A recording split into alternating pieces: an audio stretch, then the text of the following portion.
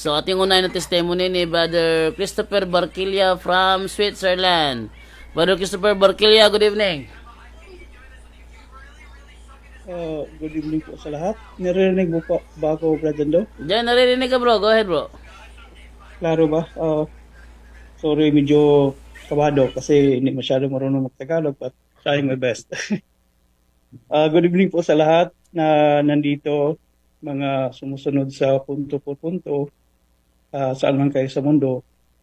Ako po ay nandito ulit para patunayan ko na kahit online sacramental blessing ni Father Darwin, papatunayan ko na ito ay totoo at may bisa talaga. Dahil tungkol ito sa aking kasamahan na isang Italiano na mayroon siyang 10 years ng may diabetic. Umpisahan ko, si Andrea na isang Italiano, bago pa lang siya sa kumpanya namin, mag 3 months pa lang siya. Pero nung habang lagi kaming magkasama, habang kami nagpipintuhan, naikwento na niya yung nararamdaman niyang sakit, yung nararamdaman niyang diabetic, sakit niya. Tapos dumating sa time na last 2 weeks na nasabi ko sa sarili ko na ano kaya kung bigyan ko to ng holy and exercise olive oil at saka salt, kasi nga kung confident naman ako na talagang ito ay totoo kahit sa online blessing, kasi nga andito nga kami sa Switzerland nakatira. Ngayon, last 2 weeks, kasi 1 week nang dumaan, pinot ko, May 31, Friday yun. Huwebes, nagwintohan kami. Tapos sinabi ko sa kanya na, Andrea, bibigyan kita ng holy and exercise oil. Inumin mo ito or ihalo mo sa pagkain mo, at saka lagyan mo ng kunti ng asin yung pagkain mo. At saka maniwala ka sa Diyos na ikaw ay gagaling. Yun ang sabi ko sa kanya. Hindi ko pala alam na yung mother niya na matagal nang patay, isang devoted Catholic din. Sa kanila yun, mamaya na yun. Tapos sabi niya sa kanya, sige, bigyan mo ako. Namalay natin na baka magmilagro daw, sabi niya. So ako naman is confident ako kasi alam ko, totoo. So itong botilya na to, kung nakikita niyo, bawas na to. Ito.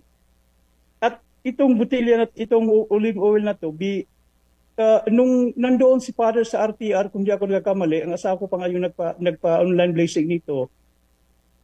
That time, nagpa-online blessing kami kasi yung isang botilya namin ay maliit, konti na lang natira. So, binigyan ko siya kaya ganito na lang yung natira sa amin. So, nung May 31, binigyan ko siya ng holy and exercise olive oil at saka asin. Sabi ko sa kanya nung Friday, ng May 31 na, subukan mo yan at saka manalig ka sa Diyos. May milagrong mangyayari sa iyo. So, kinabukasan, ng Sabado ng gabi, nagluluto na siya ng pagkain niya. After nang naluto, nilagyan niya ng itong binigay ko sa kanya na olive oil at saka asin. Kinabukasan, maniwala kayo, ipapakita yan ni Brajando, hindi siya makapaniwala na yung sugar level na always 16, kung hindi ako nagkamali, 16.1 ang taas ng sugar level niya. Naging 5 na lang. So nasa normal level na siya ng sugar level na normal na, naging normal within 10 years. So pati siya, nagulat siya, paano nangyayari yun? Na every day, in 10 years niyang nag-take ng 4 na gamot para lang bumaba yung yung sugar level niya. At doon ko pala nalaman nung binigay ko sa kanya yung olive oil. Nirecommend na pala ng doktor niya at ito sanang linggo na to, mag-i-inject na sana siya ng insulin kasi sabi niya hindi ko na kaya yung 4 na gamot na lagi niyang iniinom every day.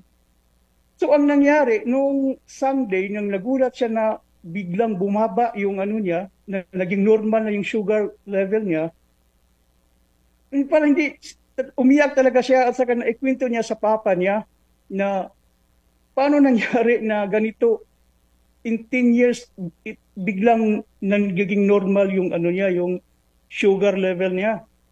So gusto na sana niyang tumawag sa akin kaso nga dahil sa excite niya, nakalimutan niya nung sabi niya nung Monday, nung last Monday, nung pagpasok namin sa trabaho, bigla niya akong niyakap at nakita ko talagang umiyak siya. Sabi niya, Brad, alam mo bang milagrong nangyari sa akin?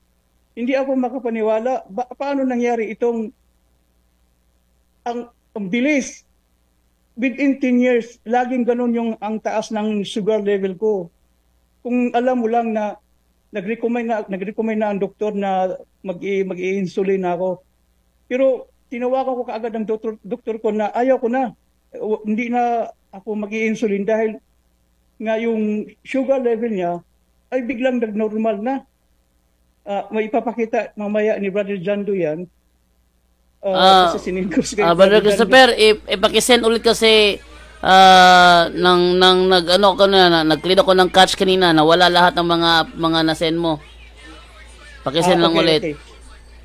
Okay. Tapos, noong ako rin sabi ko, nagpapasalamat ako talaga sa Diyos dahil confident ako kasi alam kong totoo Tapos sabi ko sa sarili ko, obserbahan natin itong linggo na to.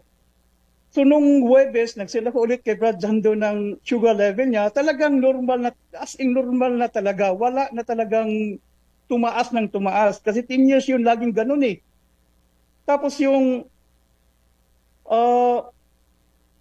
nung itong Friday na to, tiningnan ko ulit yung sugar level niya, wala na talaga. As in sabi niya, isang linggo na kung mahigit na hindi na uminom ng 4 na gamot ko dahil for what naman? Sinabi niya, napakalaking milagro, pero ito yung pinakamas may milagro talaga ang nangyari. Itong araw na to, nung namatay ang mama niya noong 2013, this is the first time nung bumalik siya nagsimba. Yun ang pinakamalaking milagro. Sabi ko, kasi nga devoted Catholic pala yung mama niya at saka siya. Sabi ko, bumalik ka sa simbahan, tinuro ko yung curse. Sabi ko, ganito ang gawin mo, mag-confess ka, tapos magtanggap ka ng communion.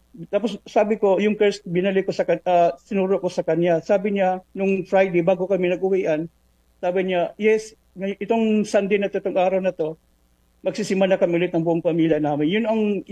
Yun ang pinakamalaking milagro na bumalik yung dating devoted siyang Katoliko dahil nga yung pagkamatay ng mama niya noong 2013, yung biglang nawala na siya sa landas.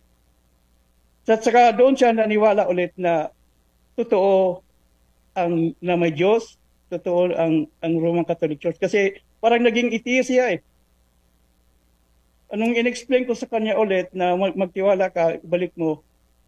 At nagpapasalamat ako talaga sa Diyos dahil itong araw na to, salamat sa Diyos, siya ay bumalik niya sa simbahan. Hindi dahil gumaling siya sa sa diabetic niya, yung pagbabalik niya sa Diyos, yun ang doon ako mas masaya. Kasi dahil doon, ako siguro ginawa kong instrumento para maibalik siya. Ako din nagpapasalamat sa Diyos na dahil doon sa sacramentals na binigay ko, nagpapatunay ito na kahit sa online blessing ni Father Darwin, ito ay may visa talaga. Paano nandito ako sa Switzerland talagang online lang kami lagi. Hindi pa kasi ako nakauwi ng Pinas. Kaya ito, andito ako ulit, nagpapatunay sa mga nandito, sa mga hindi naniniwala, choice niyo yun. Pero sa mga naniniwala ulit, sabihin ko, wala na tayong explanation pa. I-send ko sa iyo ulit, Brother yung picture para maipakita mo yung sugar level niya nung hindi pa siya uminom ng holy and exercise olive oil at saka salt, saka yung after na. Dito lang at maraming salamat po. Okay, thank you sa iyo, Brother Christopher Barquilla. Pwede yung ba i-send sa akin muli yung yung mga na-send Yes, mo? Yes, isend ko sa iyo. Para may pakita natin sa ano sa